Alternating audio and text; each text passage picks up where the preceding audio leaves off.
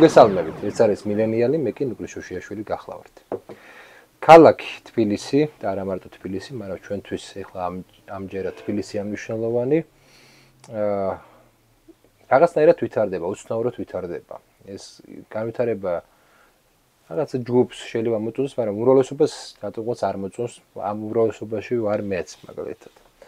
იმიტომ არ მოგწონს, რომ განაშენიანება ისეთი არ არის, როგორიც ჩვენ გვინდა რომ იყოს.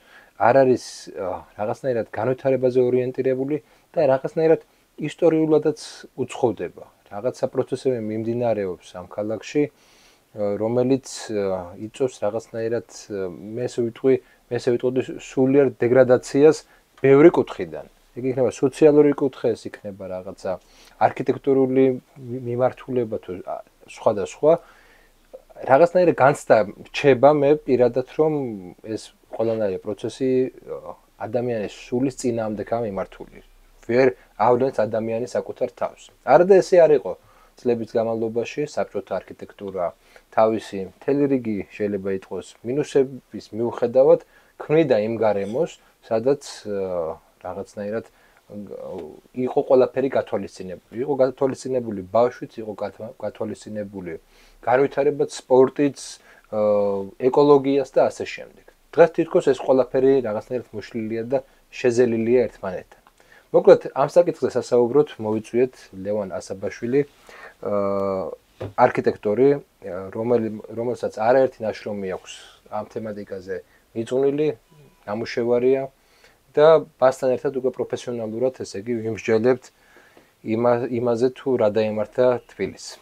მოგესალმები. მოგესალმები, მადლობა მოწვევისთვის ნუკლი და დიდი სიამოვნებით ვისაუბროთ კიდევ. მადლობა პირველ რიგში შენ. მოდი გადავიდეთ თემაზე. აი პირველ რიგში ყველას გვაწუხებს განაშენიანება და ლოგიკა, განაშენიანების ლოგიკა. ეს არის, პრინციპში ეს არის რაღაცნაირად თეირანიზაცია, ხშირ შემთხვევაში უწოდებენ ამას თეირანიზაციას, როდესაც რაღაცა კორპუსების ჯუნგლებსაც უწოდებენ, ბეტონის ჯუნგლებსაც, ხო? ამ მიმართულებით რაღაცნაირად ვითარდება, ყოველთვის აქამდე ვითარდებოდა თბილისი და მახინჯდებოდა, ობიექტურად მახინჯდებოდა. მას აქვს რაღაცა სოციალური ბაზა, ეს იმიტომ კი არ ხდება, რომ ერთ-ორ კაცს მოუნდა ესე განაშენიანება, იმიტომ რომ რაღაც სოციალური სისტემა არსებობს რამოდენიმე კომპანია, სამშენებლო კომპანია, ზოგიერთი მათგანი მონოპოლისტია და ასე შემდეგ და ისინი არ ითვალისწინებენ ამ რეგულაციებს და ეს რეგულაციები კლიენტს მოიხსნა. მოკლედ, მაინტერესებს შენი, ესე იგი, პროფესიული აზრი, რატომ დაიწყო ესეთი განაშენიანება, შეიძლება თუ არა ამის რაღაცნაირად შეცვლა და არსებობს თუ არა მაგალითები სხვა ქვეყნების, რომელმაც ესე დაიწყეს და მე რაღაც შეცვალეს და გამოასწორეს ეს ყველაფერი. კი, რა თქმა უნდა, სწორი ფოკუსი დასვი და ამას დავამატებდი ასევე ეკონომიკის სტრუქტურის თავისებურებას, ხო? იმის გარდა რომ არსებობს რაღაც ლეგალური სტრუქტურები და არსებობს რაღაც კერძო ინტერესები, არსებობს ზოგადი რაღაც ეკონომიკური სტრუქტურა, რაშიც ყველა ვიმყოფებით და ეს ჩვენი ურბანიზაციის ფორმაც რის ნაწილიც არის. და მთავარი ამისი კარგად გაგება არის ალბათ იმისთვის რომ გავიგოთ რა ტიპის განაშენიანებასთან გვაქვს საქმე და აი თეირანიზაცია სწორედ ახსენე, ასევე შეიძლება სხვა ქალაქებსაც შევადაროთ. თეირანი შეიძლება უფრო წარმატებული მაგალითიც იყოს ჩვენთან შედარებით, უფრო მეტად კოლონიზირებული ქვეყნების მაგალითს და მე ვიტყოდი რომ ჩვენი დღევანდელი ურბანიზაცია აქამდე იყო ესეთი რაღაც ნახევრად კოლონიური ფორმის ურბანიზაცია. ან რას გულისხმობ? ეს იმას გულისხმობ, რომ რაც საქართველოს აი საბჭოთა კავშირის დაშლის შემდეგ დაემართა, ის ყველანაირი სტრუქტურული რეფორმები რაც ჩატარდა აქ, იქნებოდა ეს პრივატიზაცია, იქნებოდა ეს ესე ვთქვათ, კერძო საკუთრების გაფეტიშება, იქნებოდა ეს თავისუფალი ბაზრის პრინციპების დანერგვა და ასე შემდეგ, ხო, აი ამ ყველაფერმა მოიტანა ის ურბანიზაციის ფორმა, რაც ჩვენ მივიღეთ. აი ეს ქაოსს რასაც ვეძახით და ქაოტურ განაშენებას რასაც ვეძახით. და ეს ფორმები, ხო, აი აქ მაგალითად წინა აზიის ნახევარკოლონიურ ქვეყნებში გვხვდება მაგალითად და ასე შემდეგ აი ეს ეგრეთ წოდებული განვითარებადი სამყაროს ქალაქებში, სადაც მოდი მახასიათებლებზე ვილაპარაკოთ, აი უფრო ნათელი რო გახდეს სპენელისტვისაც. ანუ არის თუ არა ეს როგორც პრინციპი საბჭოთა კავშირის დროსაც იყო ცენტრი პერიფერიის ლოგიკა. ზუსტად კი. აი ისაც საბჭოთა კავშირის დროსაც იყო მაგალითად აი გლდანის ბაჩოს მე ცხოვრობდი დიდი ღომში თავის დროზე. ის იყო ქალაქებში. ესეთ ლოგიკა იყო, ესე იყოფოდა ქალაქი რაღაცნაირად ესე უნდათ რომ დაყოფილიყო ქალაქი. დღეს ეს ამან მიიღო კიდე სხვა ფორმატს. ეს არ არის ის რომ ის ფუნქციონირად სხვაობანია, ეს არის უბრალოდ ის რომ ცენტრში არსებობს რაღაცა ფინანსური ელიტები, ესე ვთქვათ, ან კულტურული ელიტები, პერიფერიაში ეს არის უკვე ის დანარჩენი მასა, ესე ვთქვათ. კი, ან დღევანდელ განვითარებას, საბჭოთა პერიოდის განვითარება, რაც განასხვავებს რადიკალურად ის არის, რომ საბჭოთა პერიოდში მიმდინარეობდა გეგმიური განვითარება. ეს ყველაფერი ეს გლდანი იქნებოდა თუ ვარკეთილი იქნებოდა თუ სხვა მიკრორაიონები იქნებოდა, ყველაფერი იყო დაგეგმარებული, გათვლილი მოსახლეობაზე, შესაბამისი ინფრასტრუქტურით, შესაბამისი სოციალური ინფრასტრუქტურით და ასე შემდეგ. უფრო ქალაქში შეიძლება ესეც უწოდოთ და შეიძლება უფრო საძილე რაიონებსაც ეძახდნენ ხოლმე, სადაც ხდებოდა იქ უფრო საცხოვრებელი ფუნქცია ჭარბობდა, სამუშაო ადგილები ნაკლებად იყო, სამუშაო ადგილები უფრო ინდუსტრიული ზონაში მაგალითად და აქ იყო უბრალოდ სოციალური ინფრასტრუქტურა და საცხოვრებელი წარმოდგენილი. აი გლდანი მაგალითად ცოტა სხვანაირი მაგალითია, მაგრამ ამას ნუღა ჩაურმავდებით და დღევანდელ სიტუაციაში რაც ხდება, ეს დღევანდელი განაშენიანება არის ესე ვთქვათ, კერძო მიწის ნაკვეთებზე მიმული განვითარება. და დღეს მაგალითად ჩვენ აი ქალაქგეგმარების ინსტრუმენტად გვაქვს ორი ძირითადი ინსტრუმენტი არსებობს. ეს არის ზონირება და ეს არის კოეფიციენტები. ესე იგი, ქალაქის მხრიდან, სახელმწიფოს მხრიდან არ მიმდინარეობს განაშენიანების დაგეგმა, ან მაგალითად უბნის დაგეგმარება და ასე შემდეგ, არამედ არის მოცემული კერძო ნაკვეთების, ესე ვთქვათ, მოზაიკა, რომელსაც იმასაც კი ვერ ვახერხებთ, რომ ამ კერძო ნაკვეთებს რაღაც კონფიგურაცია მაინც შეუცვალოთ, რომ რაღაც ლოგიკას ექვემდებარებოდეს და ამ კერძო ნაკვეთებს ედება შემდეგ რაღაც გარკვეული სხვადასხვა ზონები, რომელიც ზონებიც მოიაზრებს კოეფიციენტებს და აი ეს არის და ეს ჩვენი, ესე ვთქვათ, ქალაქგეგმარებითი ინსტრუმენტები, რაც გამოცდილებამაც აჩვენა, რომ არასაკმარისია და მივიღეთ ისეთი განაშენიანება, როგორც მივიღეთ და ეს პრაქტიკა, ესეთი ლეგალური ინსტრუმენტები არის უფრო ამერიკული მოდელი. ამერიკული მოდელიდან არის გადმოღებული ესე ვთქვათ, ურბანიზაციის მართვის ეს ინსტრუმენტები, ზონირება და კოეფიციენტი. მაშინ როცა მაგალითად საბჭოთა კავშირში როგორც ვთქვი, იქ კონკრეტული დაგეგმარება მიმდინარეობდა, მაგრამ აი ესე ვთქვათ, დასავლეთ ევროპის ქვეყნებში საბჭოთა კავშირის პერიოდში, ეხლა იქაც შეიცვალა, რა თქმა უნდა, და იქაც ლიბერალიზაცია მოხდა ამ კანონმდებლობის საბჭოთა კავშირის დაშლის შემდეგ, მაგრამ როდესაც საბჭოთა კავშირი არსებობდა და აი ამ ქმნიდა დღის წესრიგს, ხო, მაგალითად იგივე სოციალისტური ბლოკის ქვეყნებში, ხო, იქ სხვანაირი მართვის მექანიზმები არსებობდა, იქ არსებობს დღესაც რაღაც ნაწილი შემორჩენილი არის, უფრო მკვეთრი, თქვათ, ესეთ დაგეგმარებითი, უფრო მკვეთრი მოთხოვნები აი ამ სოციალური ინფრასტრუქტურის, სარეკრეაციო სივრცეების ნორმირების, რომ მაგალითად თუ რაღაც რაიონში ცხოვრობს, არ ვიცი, 2000 მოსახლე, ამ 2000 მოსახლეს ამდენი კვადრატული მეტრი, მაგალითად, წვანე სივრცე, სარეკრეაციო სივრცე ჭირდება ამდენი მეტრის ფეხით სავალ მანძილზე და ასე შემდეგ ესეთი თქვათ მექანიზმები არსებობს. რაც ჩვენთან აი იმ რეფორმების შედეგად, რაც წეღან მოახსენე, ხო, აი საბჭოთა კავშირის დაშლის შემდეგ რაც მივიღეთ ეს ლიბერალიზაცია და თავისუფალი ბაზრის პრინციპების განვითარება და კერძო საკუთრების გაღმერთება და შემდეგ აი ეს მოშლილია და ვერ ხერხდება აი ამისი მართვა, ესე ვთქვათ, იმგვარად რომ ესე ვთქვათ საზოგადოების უმრავლესობისთვის მისაღები იყოს. მაგალითად მოვიყვან სპორტის სასახლის უკან მიმდებარე ტერიტორია. ნუ ეს ალბათ ჩემს წარმოდგენაში თუ რამე არის არქიტექტურული კატასტროფა, ეს სივრცე არის. სიმბოლო არის მაგის. ხო, ამის ყველაზე ესე სიმბოლო, სადაც, რა ვიცი, ეზო არ არსებობს რაღაც სივრცე, სადაც ბავშვი შეიძლება ჩავიდეს და რაღაცნაირად გაერთოს, ხო? ბავშვი თავიდანვე გასვლა ჭირს. ადამიანის ზოგადად. აი უბრალოდ შეკითხვა მაქვს. ესე იგი 50 წელი, 100 წელი ესე უნდა იყოს თუ არსებობს იმის რაღაცა საშუალება, რომ რაღაცნაირად ეს მოგვარდეს ეს პრობლემა. იმიტომ რომ აი ნახე იგივე დიდი ღომში ხმ ჩემი მშობლები ცხოვრობენ. იქ არის იქ იყო ესე საბჭოთა კავშირის დროს აშენებული, რომ корпуსები დაშორებული იყო, ცენტრში იყო ყოველთვის ეზო, იყო ყოველთვის რაღაც სივრცე და იგრძნობოდა, რომ დისტანცია არსებობს. ეხლანდელი განაშენიანება აი ეს корпуსია მიდებული და სივრცე აბსოლუტურად დაკარგული. ამას ეს ხო არის ის რომ ანუ საჯაროობის გაგება არქიტექტურაში გაქრა. აღარ არის საჯარო სიკეთის საერთო სიკეთის გაგება, ხო? თუ რაღაცა გაქვს, უნდა გადაიხადოს ზედმეტი თანხა, რომ корпуსშივე შენ კონდეს რაღაც მანქანის გასაჩერებელი ადგილი და ასე შემდეგ.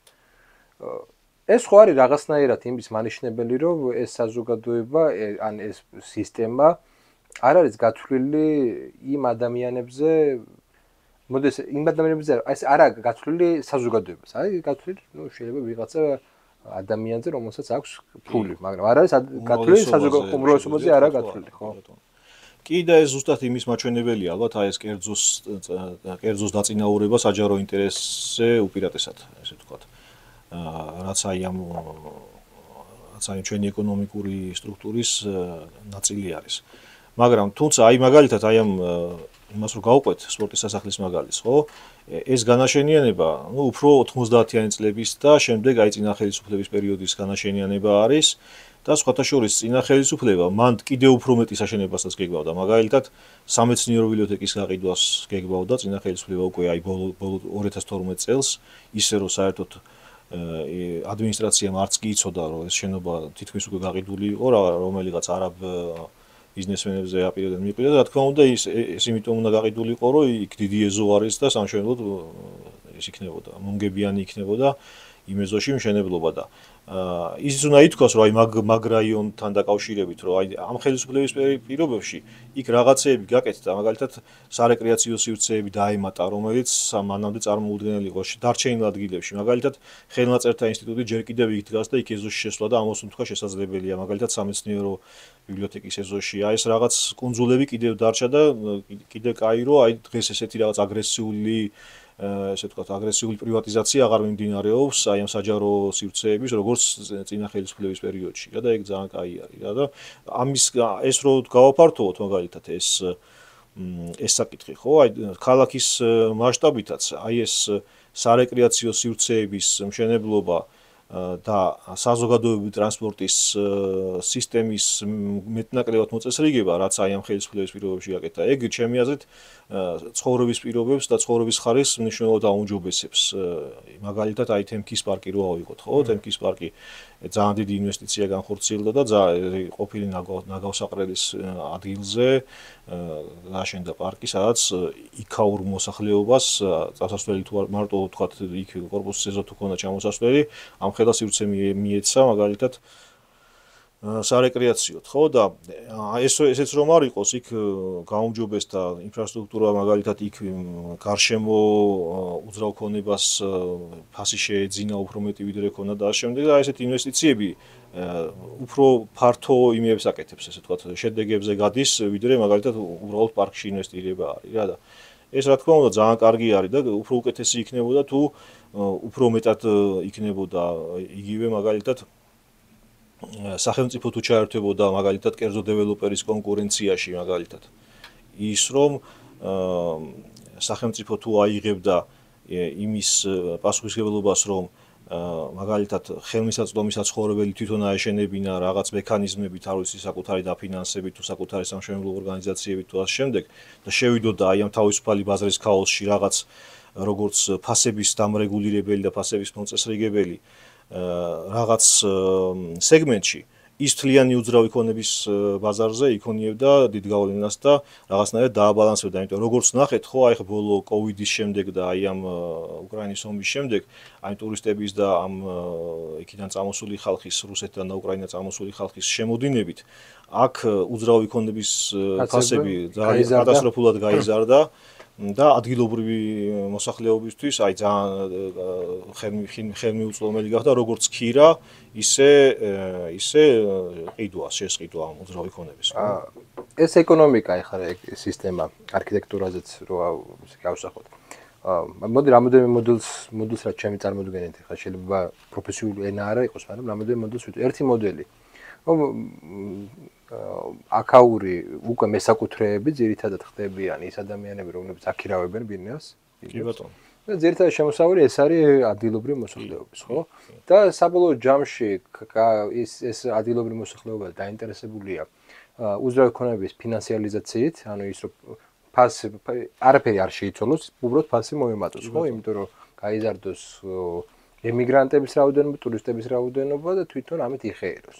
მაგრამ ეს მეორე მხრივ ეს უკვე ვისაც გააჩნია ეს ხო, ეს არის ბინათმფლობელების კასტა ეგრეთ. პატარა, ესე ვთქვათ, ჯგუფი. მაგრამ მეორე მხრივ ეს შეუძლებელს ხდის მაგალითად ახალგაზრდა ოჯახისთვის შეიძინოს ბინა. ხო, რა თქმა უნდა. ყოველწლიურად ესე იგი იზრდება და ეს ესე იგი იქნება რომ არსებობს ქალაქში რაღაცა ძალა, რომელიც დაინტერესებულია იმით, რომ თბილისის ეთნიკური ცვლილებების გამოიწვიოს, მაგრამ ამით ეკონომიკური სარგებელი ნახოს და მეორე მხრივ ჩვენ ვხედავთ ესე იგი მიგრაციის ზრდას ქვეყნიდან. ერთ-ერთი მოტივი ის არის, რომ ბანკის ვალები აქვს. ფოტოშორის ბოლო მიგრაციის ტალღების დიდი ნაწილი ეხება იმ ადამიანებს, რომელსაც სამსახურები ჰქონდათ, გააჩნდათ. შემოსავალი ჰქონდათ და საბანკო სისტემის გამო ეხლა შეიძლება ემპირიულად ვამბობ და არა სტატისტიკურად, მაგრამ ბევრის ერთ-ერთი მიზეზი იყო, რომ ბინა არ ჰქონდათ და კი ბატონო, აი თავისი სოციალური ცხოვრების რაღაც ეტაპზე ვერ გადადის.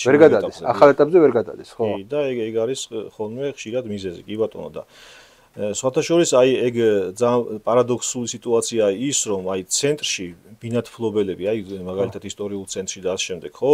ვინც ყველაზე მეტად იხეირა აი ამ რუსების და უკრაინელების შემოსვლით და აი ამ ტურისტიფიკაციით და ამ შემდეგ, ხო?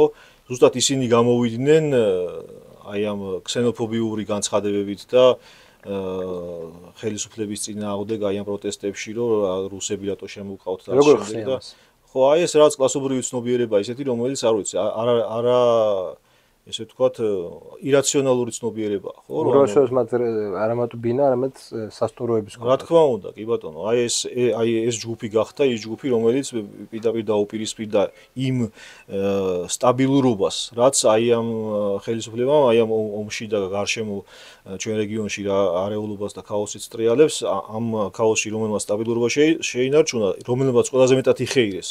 ზუსტად ის კლასი დაუპირისპირდა ხელისუფლებას აი ამ საკითხებში და ეგ ძალიან პარადოქსია და რაღაც irrationaluri მგონია, არ ვიცი, როგორ უნდა აიხსნას ეგ, არ ვიცი, რაღაც კლასობრივი irrationaluri ცნობიერება ალბათ რა ესეთი. და ის მეორე ნაწილის ხო ქონდა ამას, ეგ ერთი მხარე არის, მეორე მხარე იყო ის, რომ უკვე ქართველი სტუდენტებზე იყო ძირითადად პრობლემები შეექმნა სტუდენტებს, იმიტომ რომ უშევდნენ, იმიტომ რუსები უფრო მეც იხდიდნენ, ხო? ეგ რა თქმა უნდა, კი. ეს მომენტი შეიქმნა. ანუ ერთი მხრივ ჩვენ გქონდა ქსენოფობიური რაღაც გამოვლენები, მეორე მხრივ გქონდა შემოტრიალებული ქსენოფობია, ოღონდ საკუთარი მოსახლეობის წინააღმდეგ. კი ბატონო. კი და ეს ამ აი წეღა როგორც აღნიშნეთ, ხო? აი ეს პარადიგმული ცვლილება, აი ხა რასაც ჩვენ ემანსიპაციას კი არა, სუვერენიტეტის მოპოვებას ვეძახით, ხო? ეს ხო ყველა სფეროში მიმდინარეობს, ახლა პოლიტიკურ სფეროში, მაგალითად აკადემიურ სფეროშიც მიმდინარეობს ეს პროცესი და შემდეგ. აი ამ ურბანიზაციის სფეროში საუცილებელია აი ამ სუვერენიტეტის ესე ვთქვათ, ამის გაცნობიერება პირველ რიგში, რომ ჩვენი ეს ურბანიზაციის ფორმა არის ესე ვთქვათ ნახევარკოლონიური რაღაც პროცესი და აი ამ იმაში პროცესში ჩარევა აი ამ სუვერენიტეტის გაძლიერების იდეით და სულისკვეთებით ესე ვთქვათ და აი ესეთი მექანიზმების გაჩენა, ხო, როგორც არის მაგალითად უძრავი ქონების ბაზარზე რაღაც ფორმით შესვლა, რომელიც აი ამ ფასებს რაღაც ლოგიკას მოუძებნის, ბევრი რაღაცები არსებობს, ხა ჩამოთვლა მაგალითად არ ვიცი, არსებობს ასეთი ქირის კონტროლიც არსებობს, ხო, რაღაც ქირის იმას ვეძახიან. ლიმიტს? ხო, ქირის ლიმიტს ეძახიან და არსებობს ესეთი პრაქტიკები. იგივე აი წეღარაც ვახსენე სახელმწიფოს შესვლა აი ამ კონკურენციაში რაღაც სეგმენტში და მაგალითად კერძო დეველოპერისთვის რაღაც უფრო მაღალი კლასის სეგმენტის დატოვება და შემდეგ ბევრი მექანიზმები არსებობს, მაგრამ თავარი ის უნდა გავაცნობიეროთ ალბათ, რომ აი ამ იმ ძველი პარადიგმის, აი ნახევარკოლონიური პარადიგმის, რაც ჯერ კიდევ 70-იან წლებებში დაიწყო, 70-იან წლების დასაწყისში და მერე უკვე 80-იან წლების დასაწყისში უკვე გაფორმდა და ურბანული ფორმებიც მიიღო სხვათა შორის. მაგალითად იგივე აი ამ ისტორიული ქალაქის პირველი რეაბილიტაციებით 80-იან წლებში რაც განხორციელდა და აი ამ ტურისტების პირველადი მოლოდინებით, ტურისტელი ნაკადების და ამ შემდეგ. და აი არც აქამდე მოვედით, ხო? აი ახლა უკვე ეს პარადიგმული ცვლილება ხდება, უკვე ჩვენ გარშემო ყველა გრძნობთ ამას, ხედავთ და კარგი იქნება თუ აი ამ სფეროზეც განვავრცობთ აი ამ ესე ვთქვათ ხედვას, რომ აქაც სუვერენიტეტის მოპოვება აუცილებელია ქალაქის და სახელმწიფოს მიერ, იმისთვის რომ უმრავლესობის ინტერესები იდგეს წინ. კონკრეტულად რაც გულისხმობდა ესე შეკითხვას. ნუ გასაგებია რომ ის მაგალითად ესე დაყოფა რომ ესე იგი რეაბილიტაცია ძირითადად რატომღაც პრიორიტეტული რატომღაც არა გასაგები მიზეზების გამო ცენტრი არის და არა ნუ გარეუბნები ეს გასაგებია რა აბსოლუტურად ეკონომიკური ის რა საფუძვლები აქვს ამას მაგრამ ალტერნატივა რა არის ახლა შენ გაქვს ინდუსტრიული სივრცეები რომელიც გადაკეთებულია რაღაცა კლუბებად რაღაცა ესეთ ადგილებად ხო გასართობ ადგილებად რომ სადაც აღარ არის ესე თქვა ინდუსტრიული სივრცეები აღარ აქვს ქალაქში პრაქტიკულად. თუ 1-2 რაღაცას დანატოვარს არ ჩათვლი. აი რას გულისხმობ კონკრეტულად ეგ მაინტერესებს. ხო, რა თქმა უნდა, აი ფართო მასშტაბში, ხო, ეკონომიკის რესტრუქტურიზაციასაც გულისხმობ მაგაში და ალბათ ეს ეკონომიკის რესტრუქტურიზაცია, ეკონომიკის სტრუქტურის ცვლილება თუ განხორციელდება, ეს თავისთავად მიყვება კიდევაც, მაგრამ ასევე გულისხმობ აი მექანიზმებს, რასაც წეგან ჩამოვთვალე, მაგალითად უძრავი ბაზარში ჩარევა, ფასების რაღაცნაირი გაკონტროლება და ლოგიკას დაქვემდებარება, მაგალითად საბინაო პოლიტიკა.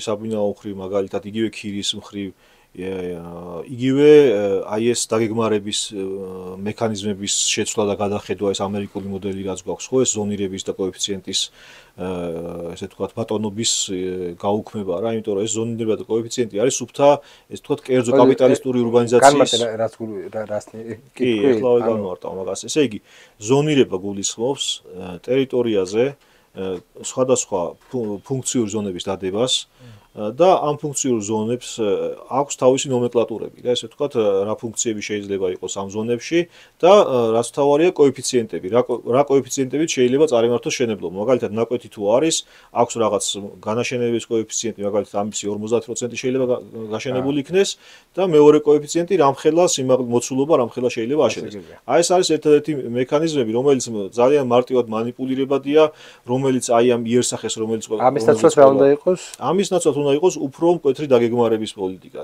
ანუ ეს რაიონული დაგეგმარება, მაგალითად, უბნის დაგეგმარება, სტრატეგიების შემუშავება აი ამ მისაღწევად, კერძო საკუთრების, ესე ვთქვათ, ფეტიშის მოხსნა და იქ საზოგადოებრივი ინტერესების დაყენება, მაგალითად, როგორც არის, მაგალითად, როდესაც ნავთობსადენი გადის, ხო, რაღაც ნაკვეთებზე. იქ ხო არის ესე სახელმწიფოს ინტერესი პირველი და მერე არის კერძო იქ ესე ვთქვათ, როგორ ეძახიან მაგას. იზოლებითი გადაადგილება მონაცვლეობა ხდება იქან თავის ენაზღაურებით ყველაფრით. იგივე შეიძლება რაღაც სტრატეგიულ მონაკვეთებში ქალაქის იმის დაგეგმვის ანუ კორპუსის რო არ მიედოს ერთი რო არცებოდა საზოგადოებრივი სიკეთე ქალაქის ინტერესის მიხედვით მაგალითად ნაკვეთების მონაცვლეობა, როდესაც საჭიროა ანაზღაურებით და ასე შემდეგ. იგივე შეიძლება ითქვას აი ამ პრივატიზაციის შეჩერებაზე. ხო, მაგალითად ეხლა აი რაც ეხლა ძალიან სერიოზული და რთული პროცესი მიმდინარეობს, ეგ არის სუბურბანიზაციის პროცესი, რომ აი განსაკუთრებით კოვიდის შემდეგ, ხო, ქალაქის ცენტრის მოსახლეობა ცდილობს ქალაქგარეთ გასვლას. აი ქალაქის გარშემო არსებული აი ძველი საბჭოთა ეს დაჩების დასახლებები რაც იყო, მაგეების გარშემო და უკვე სასოფლო-სამეურნეო მიწებზეც არის გადასული ეს პროცესი და ეს ძალიან ძვირფასი სასოფლო-სამეურნეო მიწები მაგალითად თიანეთის რაიონში, ხო?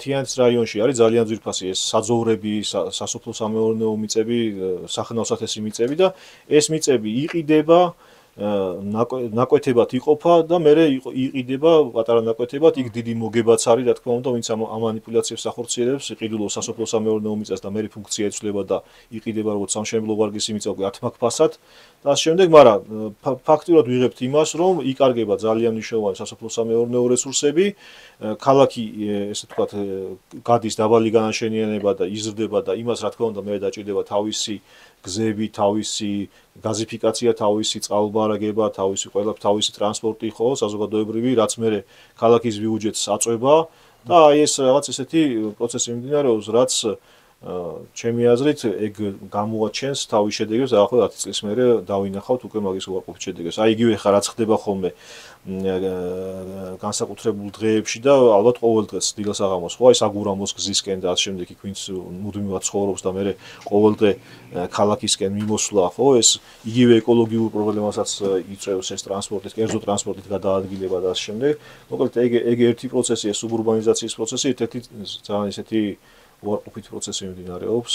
აი ეხლა რაც არის ძალიან ისე რა თქვა სხვადასხვა ჯგუფებში ვარ გაწევრიანებული ამ მიწის ყიდვა გაყიდვის და უყურებ ამ ვაყურდები ამ პროცესს და აი ძალიან აქტიურად მიმდინარეობს. თუმცა აი ეხლა რაღაც ცოტა დაიკლო აი ამ გარეთ რაც ხდებოდა ბოლო თვეების განმავლობაში მაგის გამო აი ამ ტრანზაქციებმა ცოტა დაიკლო მიწისას და უძრავქონებას. კი, მაგას მეც ვაყურდები. მაგრამ არის კიდე ერთი ესეთი ამ თემასაც მინდა შევეხოთ აი არქიტექტურა და ფსიქოლოგია რა. აი დავიწყე გადაცემა სულიერებაზე. ერთ-ერთი მომენტია, ერთ-ერთი მიზეზად, მაგალითად აუტიზმის ზრდის ასახელებენ ჰაერის ნაკლებობას ერთ-ერთ მიზეზად. ის რომ მოიმატა მსგავსმა პრობლემებმა საქართველოში და მე მგონი არა მარტო საქართველოში ეს ფაქტია. ზოგიერთი ამბობს რომ ადრე აღწერა არ იყო და ახლა არის აღწერა, მაგრამ ფაქტია რომ ის სივრცე ახლა ობიექტურად ჩემი შვილის მაგალითზე, ალბათ შენი შვილის მაგალითზეც იტყვი. სადაც აი ადრე იყო ქუჩა ხო, ეზო, ჩადიოდი, იცნობდი ბავშვებს კონტ. ეხლა პრაქტიკულად იქ სადაც უნდა იყოს ეზო არის აკენია მანქანები, ხო? რეალურად ესეა. ან პარკიც ახლა დაშორებით არის, პარკების იმის მიუხედავად რომ ეხლა უფრო არის ვიდრე ადრე იყო. მაგრამ მაინც ეს არქიტექტურა და ეს სოციალური რაღაც გარემო გვაიძულებს რომ ჩავიკეტოთ. რატო? ხო? ნუ მაგითკენა ჩვენ ვართ მიდრეკილი არქიტექტურა ისე ის გვეუბნება რომ თქვენ არ უნდა იყოთ რა ერთ-ერთი არსებული ფორმებია. არსებული ფორმები, ხო. დღევანდელი ურბანიზაციის. კი ბატონო. ხო და საბოლოო ჯამში ვიღებთ ხა ჩვენი შვილების თაობიდან ისეთებს, რომლებსაც ნაკლები გამოცდილება აქვს სოციალიზაციის და რომლებიც ჩაკეტილი ტიპები არიან უფრო არა იმიტომ რომ თვითონ მათი არჩევანია, არამედ აი ამ ქალაქმა ესე გააკეთა. აი როგორც კი მაგალითად ჩამყავს ჩემთან მაგალითად კახეთში ან სხვაგან ჩემი შვილი ხო იქ იხსნება იქ სხვა ურთიერთობის ფორმებია რა და ხვდები რომ არქიტექტურის ბრალიცაა პირველ რიგში იქ ხო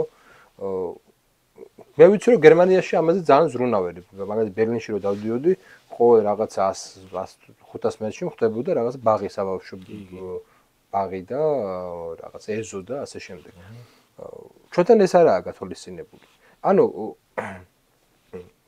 ვინმე არ ფიქრობს ან იმ დიდარსაც ხო ეხება ეს პრობლემა ხო ეგრე არ არის რომ ნაკლებად უკვე იმიტომ რომ უკვე სხვა სივრცეებში გადაინაცვლეს ხო ამ მაღალმა სოციალურმა ფენამ და აი ამ დიდრების ფენამ უკვე რაღაც თავისი ოაზისები შექმნეს რაღაც ხრივ და შეიძლება თქვა ცენტრალურ უბნებში კიდე არის ეს რაღაც შერევა მაგრამ პერიფერიებში უკვე აშკარა არის კლასობრივი განსხვავებები რა ჩემი რასაც მე ვაკვირდები რა და რასაც ამბობ მართალია რა თქმა უნდა ესე იგი თუმცა ალბათ მხოლოდ არქიტექტურის და ამ დაგეგმარების ბრალი არ არის ზოგადად ჩვენი ყოველდღიურობაც რაღაც ზოგადად ეს საზოგადოების ატომიზაცია ხო რაც აი ამ კაპიტალისტური ეკონომიკის ნაწილიც არის და ეხლა უკვე რაღაც შევედით იმაში რომ რაღაცნაირად კრისტალიზაცია მოახდინა ხო კაპიტალისტურმა ეკონომიკამ ასე თუ ისე ვიდრე თქვა ჩვენს ბავშვობაში იქნებოდა ჩვენი ბავშვობაც გვახსოვს იქ ცოტა რაღაც გარდამავალი ის იყო ხო ეტაპი და თუმცა აი ეგ დაგეგმარების მხრივ და საზოგადოებრივი სივრცის მისაწვდომობის მხრივ და იგივე ეს კერძო ტრანსპორტის მიერ ამ სივრცეების დაკავების მხრივაც რა თქმა უნდა არის ესაკითხი მაგრამ აი ერთ რაღაცას დავაკვირდი მე მაგალითად რომ ხო აი ამ ერთი და იგივე ტიპის დაახლოებით ერთი და იგივე ტიპის განაშენიანებაში 2-3 სართულიანი განაშენიანება ერთი და იგივე დაახლოებით სიმჭიდროვის რო ვადარებ სოლაკის მაგალითი ხო სადაც უფრო გამოფიტული არის სოციალური სხეული იმუბნის აი ამ ტურისტიფიკაციის გამო, იმიტომ რომ იქ ვისაც კი რამე საშუალება ქონდა ყველა აქირავებს, გადადის, გადმოდის, რაღაცა იქ უფრო ისეთი სოციალური გარემოა, რომ ადგილობრივი მოსახლეობა ნაკლებად არის წარმოდგენილი უკვე. მაგრამ ზუსტად იგივე ტიპის განაშენებაში, მაგალითად აი სვანეთის უბანში, სადაც ეხლა ამჟამად მე ვცხოვრობ და განსაკუთრებით აი ამ ლიანდაგის რკინიგზის ხაზის ზემოთ ამ მხარეს, ხო?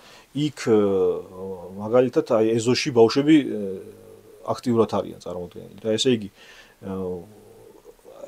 იგი აი ამ სოციალურ გარემოსაც და უბნის რაღაც სპეციფიკასაც ალბათ მნიშვნელობა აქვს და ალბათ რაღაც კლასობრივ შემადგენლობასაც ამ უბნის და აი ბევრ რაღაცას შეიძლება კონდეს ნიშნულობა ესე ვთქვათ აი ამ ბავშვების, იმიტომ რომ ბავშვების ქუჩაში ყოფნა ერთ-ერთი ინდიკატორი არის რა ჩემთვის, რომ დავდივარ, სადაც დავდივარ და თუ ბავშვები ქუჩაში არიან, იქ რაღაცა ესე იგი ნორმალურად ხდება რაღაც სიტუაცია. სადაც ბავშვები არ არიან, ხო? ესე იგი იქ რაღაც არეულია სიტუაცია რა ესე ვთქვათ. აი თუ აკვირდები ის კერძო სკოლები რო გადადიან მაგალითად ლისის ტბაზე, რაღაც ესეთ ადგილებში, ხო? აი ჩვენ დროს იმის შანსი რომ შენ მაგალითად გესწავლა მომავალ პრემიერ-მინისტრთან იყო ძალიან მაღალი. დღეს ამის შანსი პრაქტიკულად ნული ექნება ალბათ ჩვენ შვილებს. კი ბატონო. იმიტომ რომ მომავალი პრემიერ-მინისტრი ახლა კონკრეტულად იმ სკოლაში ისწავლის, სადაც რა ვიცი 100,000-ია გადასახდელი და დაახლოებით შეიძლება გავბერი ძალიან იმედი არ იქნება ასე, მაგრამ დიდი ალბათობით ასე იქნება, კი ბატონო. ესეთი ლოგიკა, ანუ ესეთი ლოგიკა ხო იწვევს გარკვეულწილად იმას, რაც ბევრ ლიტერატურაში არის აღწერილი, ადამიანის გაუცხოებას ქალაქთან, მეგაპოლისთან და კიდე ხო ერთი ის უნდა მეთქვა, ანუ თბილისის მე ეგეთი შთაბეჭდილება მრჩება, თბილისის გეოგრაფია არ არის განკუთვნილი მეგაპოლისისთვის. და ხელოვნურად ესეთი განაშენიანება და თბილისი როგორც თავკომბალა, ხო? ხელს უწყობს აი ამ როგორ ადამიანის გამარტოსულებას, ესე ვთქვათ, ხო? და არქიტექტურას ამის ის არის, რა ქვია, გამოვლენა არის. აი სხვა ქვეყნებმა, განვითარებული ევროპის ქვეყნებმა რა გზები მონახეს, მე უფრო რაღაც გამოსავლისკენ მინდა რომ წავიდე. რა მონახეს რომ რაღაცნაირად აი ამ სივრციდან გასულიყო. აი მე გერმანიაში განსაკუთრებით პატარა ქალაქებში როდესაც ვიყავი, იქ თითქმის არ იცვლება ხოლმე არქიტექტურა, პატარა ქუჩები, ყოხტა რაღაც პატარა ქუჩები, ერთმანეთთან რაღაც დაახლოებული კომუნიტებია, საზოგადოებები არის და მაგას სახელმწიფო ხელს უწყობს. ისინი სახელმწიფო ხელს უწყობს. ჩვენთან ესეთ ურთიერთობა არ არის აყვანილი როგორც პრიორიტეტი. და ეს რაც ნიშნავს, მე ეგრე უყურებ მომავალში ეს რაც ნიშნავს, ანუ ეს რაც გამოიწვევს სამომავლოდ. ესეთი დაშლილი საზოგადოება, როგორც ნენელა ჩვენ ხვდებით, არ ვიყავით ესეთი მიგრაციის ლოგიკა იმუშავებს. ბუნებრივია უკვე ჩვენ ხედავთ გლოვოში და ვოლში დასახლებულ ინდოელებს, პაკისტანელებს და ასე შემდეგ. დროთა განმავლობაში 10 წლის შემდეგ ჩვენ ნახავთ რომ ქართველები არ არიან ესე შეკრულები, ესეთი ჯგუფები, ემიგრანტთა ჯგუფები იქნება შეკრულები, კომპაქტურად დასახლებული, შეკრულები და საბოლოოდ ეს ნიშნავს იმას, რომ ქალაქს კარგავ საბოლოო ჯამში. ქუჩას კარგავ, ქალაქს კარგავ, რაღაცა შეიძლება ეხლა ვერ გძნობ, მაგრამ 10-15 წლის შემდეგ შეიძლება შენ შვილს შეეშინდეს საკუთარ უბანში გასვლის. ეგეც მაგის ნაწილია, ხო, ნეოლიბერალური ეკონომიკის და გლობალიზაციის პროცესების, რაც ჩვენ თავს გადავიარეთ. მაგის საშიშროებას ხედავ? რა თქმა უნდა, მაგრამ ფაქტებიც გვაქვს, ხო, მაგისი, რომ რაღაც ეს მაგალითად პლეხანოვის უბანი სადაც და სხვათა შორის აეთი პლეხანოვის სუბკულტურა გაქვთ საერთოდ. კი და აი სხვათა შორის ერთი კაი პარალელი არსებობს მათ რომ სადაც აი ეს მერიის რეაბილიტაციები განხორციელდა ზუსტად იქ მივიდა აი ეს ესე ვთქვათ უცხოური კაპიტალი ეს რაღაც ბარები და შემდეგ გახსნით და მე იქ კონცენტრირდა ეს საზოგადოებები რა ეს არ ვიცი არაბები იქნებიან თუ თურქები იქნებიან თუ ვინ იქნებიან რომლებიც ესე კომპაქტურად წარმოდგენილები არიან ამ უბნებში რა და რა თქმა უნდა ეგ ეგ არის ერთ-ერთი მაგალითი იმისი, რომ ანუ იკარგება ეს ქალაქს კარგავს, სუვერენიტეტს კარგავს ხო ამ ტერიტორიაზე და ამ შემდეგ, იმიტომ რომ სხვათა შორის აი სასოფლო-სამეურნეო მიწისგან განსხვავებით ურბანული მიწის და ურბანული უძრავი ქონების გაყიდვა უცხოელებზე აკრძალული არ არის. და ამის გამოც არის ესეთი სპეკულატიური ფასები და რაც გვაქვს ახლა ჩვენ უძრავი ქონების ბაზარზე ქალაქში. ეგ რო იყოს რაღაცნაირად დარეგულირებული, ხო, როგორც მაგალითად სასოფლო-სამეურნეო მიწის შემთხვევაში რეგულირდება, მე სხვა სურათი გვექნებოდა და რა თქმა უნდა ეს დეველოპერებს დაარტყავდა ფინანსურად, მაგრამ ნუ საზოგადოებისთვის უკეთესი იქნებოდა ალბათ რა. აი რაღაცნაირად ესეთი რჩეველი რო გახდე, ესე თქვათ, უმაღლესი პირის საქართველოში. აი რას ურჩევდი, რომ აი რა შეეცვალა პირველი რიგის პრობლემები რა არის?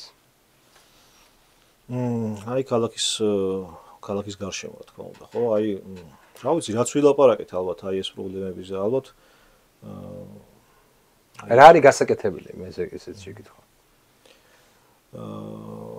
ხო, აი რთული სათქმელია, ცოტა ისეთი მიდგომა იქნება ალბათ საჭირო, როგორც მაგალითად აი ამ სუვერენიტეტის დაბრუნების პროცესში არის რაღაც ეტაპობრივი და ამ შემდეგ, მაგრამ ალბათ გამოვკვეთავდი მაგ პრიორიტეტებს უძრავი ქონების ბაზრის კონტროლი და ჩარევა რაღაც სახით.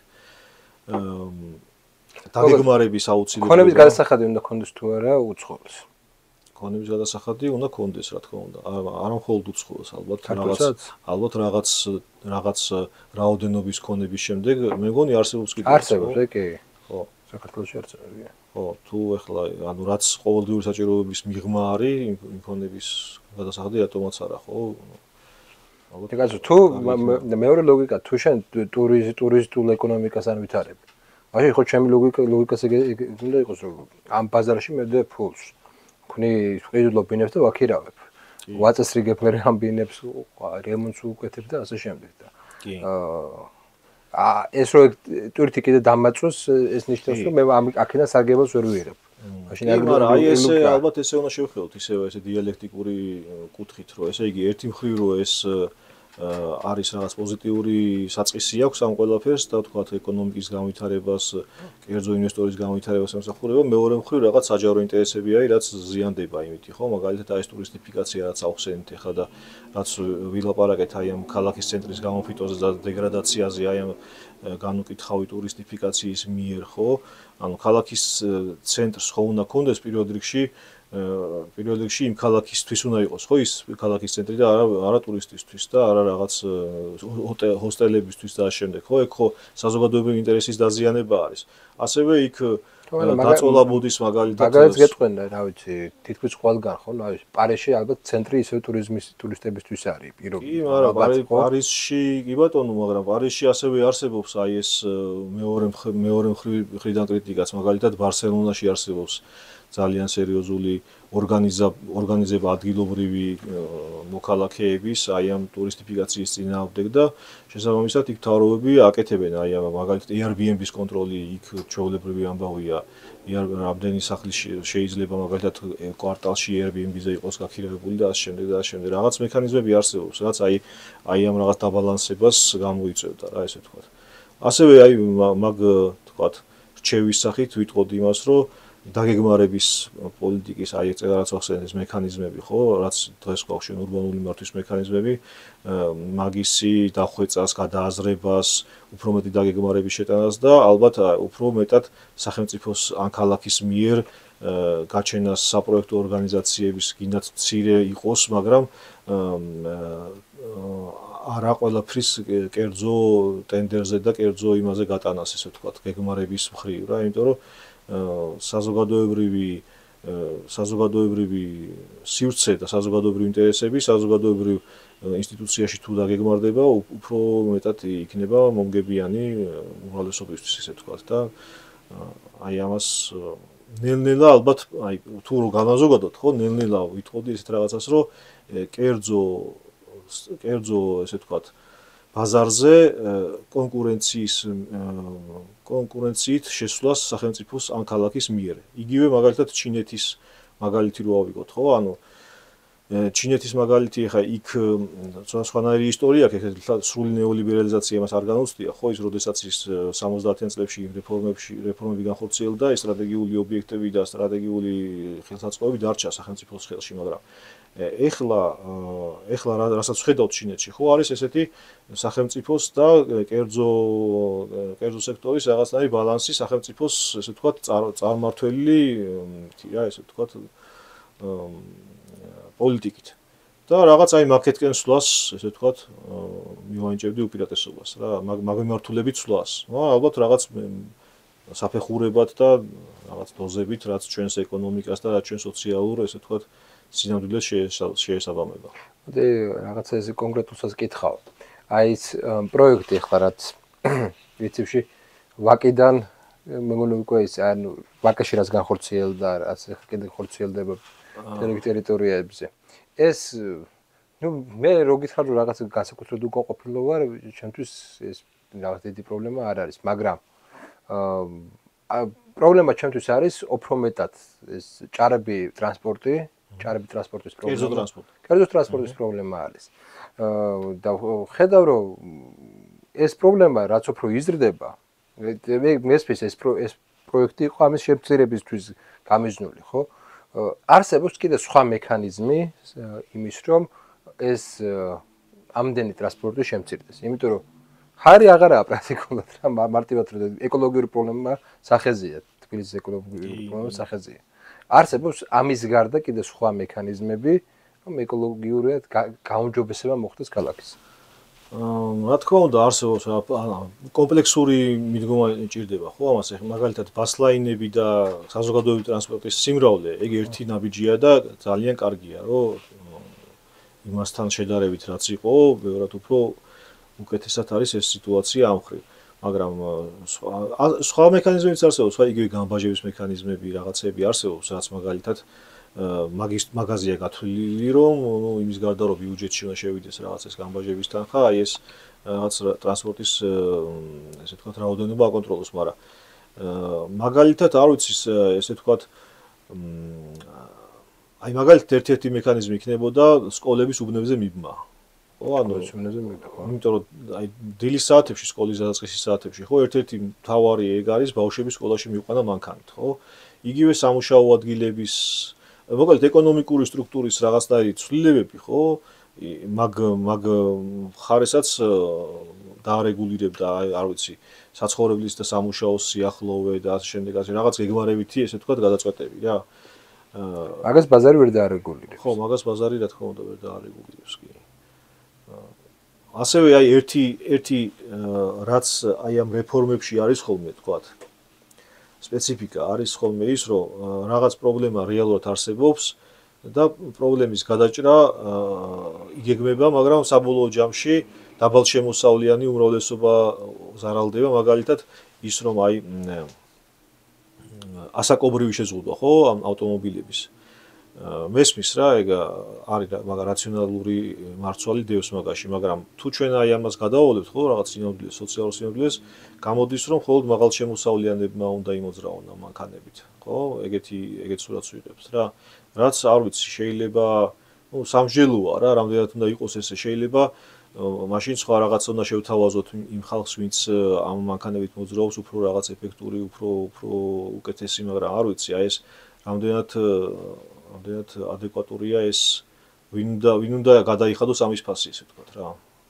შეიძლება პირიქით ძვირფას მანქანებზე შემოტანაზე იყოს. ამის გამოსავალი როგორც წესი მეტრო არის და ეს მსგავსი ტრანსპორტია, რომლის ბიუჯეტით სამწუხაროდ არ ყოფნის. მე როგორც ვიცი, რაღაც მილიარდებთანაა დაკავშირებული ეს პროექტი.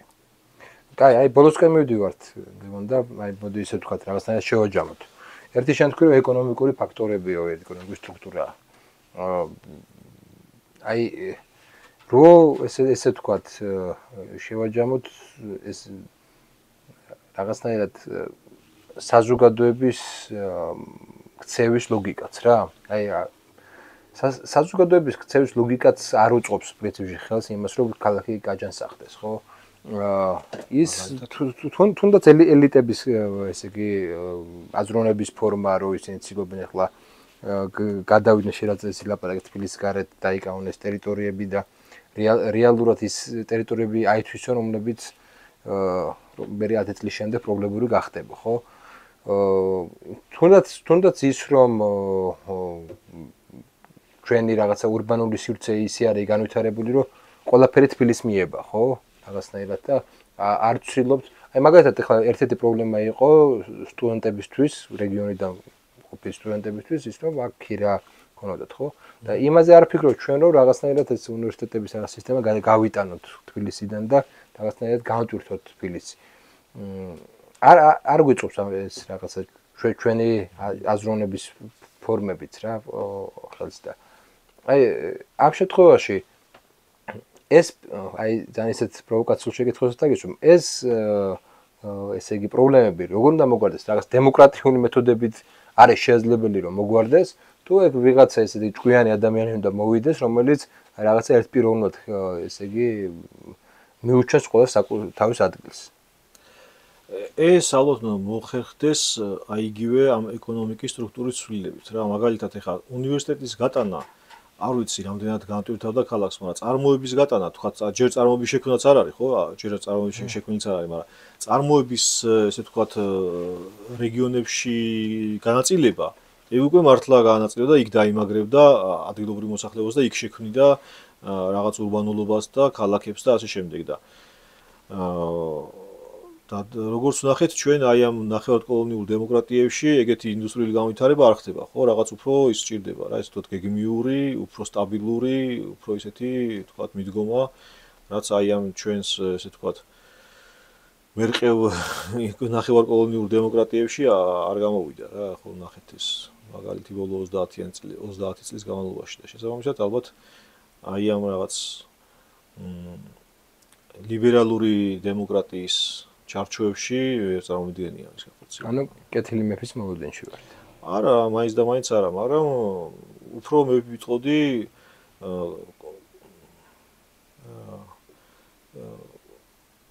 უფრო სტაბილური, უფრო აი მაგალითად რო ავიღოთ აი პარტიული პოლიტიკაზე რო ვილაპარაკოთ, ხო, ამ შემთხვევაში რა, ანუ მინდა განახორციელოს ეს რეფორმები, ხო? აი მაგალითად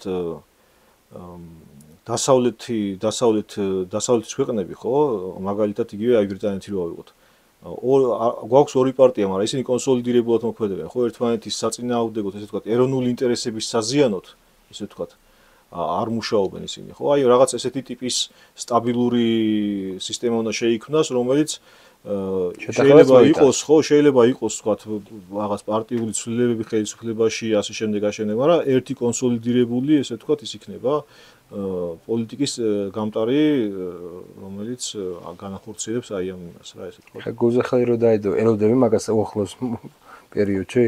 რა ვიცი, ანუ მაგისი იმედი მაქვს რა რომ რაღაც ეგეთი სისტემა მოჩამოყალიბდეს. თუ არა და ჩვენ ყოველთვის აი ამ იმაში ვიქნებით რაღაც გაუგებრობაში და გაუსაზლის ანუ ყოველწლიურ გადატრიალების მოლოდინში ვიქნებით, მაგრამ წინააღმდეგ შემთხვევაში. თუ ეს რაღაც არ ჩამოყალიბდა, ასე ვთქვათ. მეც ამის იმედი მაქვს, ლევან, იქნება შეთანხმება საჭიროა, იმიტომ რომ ამ შეთანხმების გარეშე ხანგრძლივი განვითარება უბრალოდ არ არსებობს. არ არსებობს არც ქალაქის განვითარება, არც საზოგადოების განვითარება და ასე შემდეგ. მე მაინც მაღელოს თბილისის ბედი, მაღელობს ქართული ქალაქების ბედი და გონია რომ რაღაცნაირად ყველამ უნდა დათმოს, ყველა კლასმა უნდა დათმოს რაღაცა ყველა კლასს მოუწევს დათმობა იმიტომ რომ საერთო რაღაცა განავითაროს. ის ელიტარული ჯგუფიც თავისას შვება, ცუდ როლს თამაშობს. არა მარტო ელიტარული, სხვა ძალებიც, მოდი ესე ვთქვათ, ცუდ როლს თამაშობენ ქალაქის განვითარებაში. და საბოლოოდ ვიღებთ იმ რეალობას, სადაც ქალაქი მახინჯდება. ამიტომ საჭიროა რაღაცა შეთანხმება. იმისთვის რომ რაღაცა შევთანხმდეთ, უნდა გქონდეს საუბარი ამაზე, უნდა გქონდეს დათმობის სურვილი, რომ საერთო გაკეთდეს. ამისთვის კი საჭიროა საუბარი. იმედია თქვენთვის საინტერესო იყო ეს გადაცემა. დაწერეთ კომენტარები, ვისაუბროთ ამ საკითხზე, ვისაუბროთ თბილისზე და არა მარტო თბილისზე, ქართულ ქალაქების განვითარებაზე და ვისაუბროთ რა არის ზოგადად საზოგადოებისთვის საჭირო, რომ დათმოს და განავითაროს ქალაქი. მადლობა ყურადღებისთვის, მოვალ შეხვედრამდე. მადლობა.